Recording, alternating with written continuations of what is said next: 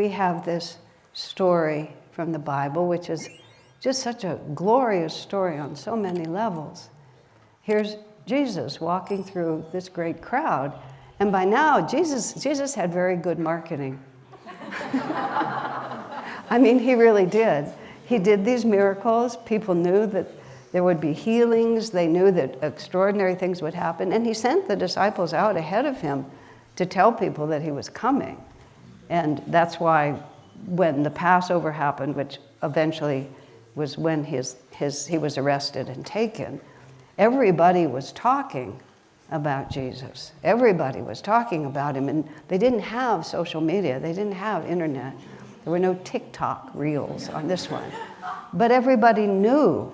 And in fact, there's a wonderful phrase in the Bible when Jesus came in on Palm Sunday and the whole, everybody was acclaiming him. One of the Pharisees who was part of the plot to take Jesus' life. No, I have to go back one. You know, when Jesus raised Lazarus in the tomb, which was a little bit earlier, that was very close to Jerusalem when that happened, and many, many people witnessed it.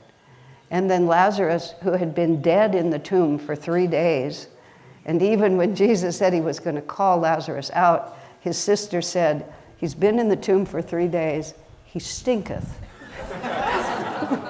I mean, that's how vivid and real it was. Jesus calls him out and he's resurrected. So on Palm Sunday, when everybody's so excited and the Pharisees are concerned about this because Jesus, you have to understand, there was a corrupt priesthood and Jesus stood against it. It really had nothing to do with Jews or Christians. There were no such things as Christians. They were all Jews. They were mostly Essenes. But it was a corrupt priesthood.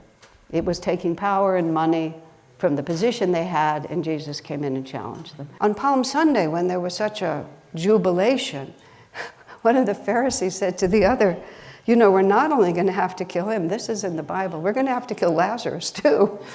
Because as long as Lazarus is around, it's going to set the tone and we won't be able to get rid of him. They didn't anticipate the resurrection and all of that. None of that really matters. But in any case, Jesus is well known, and he's walking through a tremendous crowd of people, and they're all just rushing around him. Just everybody's touching him, getting close to him, wanting something from him. And all of a sudden, Jesus stops and says, "Somebody touched me." Now, I mean, if you're standing there with him, and Jesus turns and says, "Somebody touched me," you think, "Excuse me, sir, what's wrong with you? They've been touching you all afternoon. Why are you suddenly commenting?" But Jesus insisted, "Power went out from me. I felt power went out from me." Now, what we're really learning is how the masters really work. It's not their egoic self making all these decisions. I like this one, I like that one, I know this one did well, that one didn't do well. Nothing like that. They're just a pure window. They're just an open window through which the sun of divine grace constantly flows. There's no personality. They take on a body, they pretend to be someone, but they're just different colors in a stained glass window. And the energy just flows through. And most of the time, we're too busy doing something else to receive it. We're just thinking about this and worrying about that and all these different things. And then we think we've been abandoned by God. Or at least put at the end of the line, at the very least. Master was asked, "When you are gone, will you be as close to us as you are now? To those who think me near, I will be near." So what is our job in this?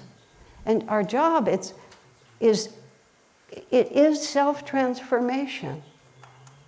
It's just the simple realization that how much of the divine power comes to me is exactly as much as I am able to receive. And this is again St. John in the Bible, to all who received him. And it's such an interesting word, because everyone would say, "Oh, I want to. But you see, what you're receiving changes us. And it has to do with our courage, our faith, our willingness, So this woman, who apparently is not known to any of the disciples, because when they were trying to figure out who it was, nobody said, oh, it must have been her, because, you know, we know what a great disciple she is. She was just someone. So it isn't about what we look like or how important we seem or what position we have. As many as received him, to them gave he the power. So now she's sort of, she didn't try to get his attention.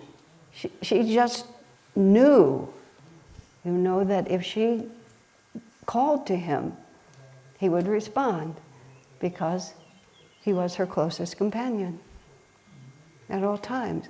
So they even make it, she touched the hem of his garment. You know, it wasn't even like his sleeve or his arm, but it was like beyond even where his body was in contact with it. But the power of attunement was in her. And we use that word a lot because there really is no other word for it. It's the vibration is always happening, and if we align ourselves with it, it's not God's decision whether we receive it, which is Master's answer. It's our decision whether or not we receive it. But isn't that the good news?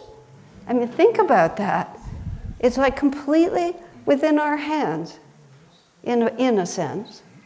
Of course, there's humility and there's other things that matter, because attunement isn't just, well, I'm worthy.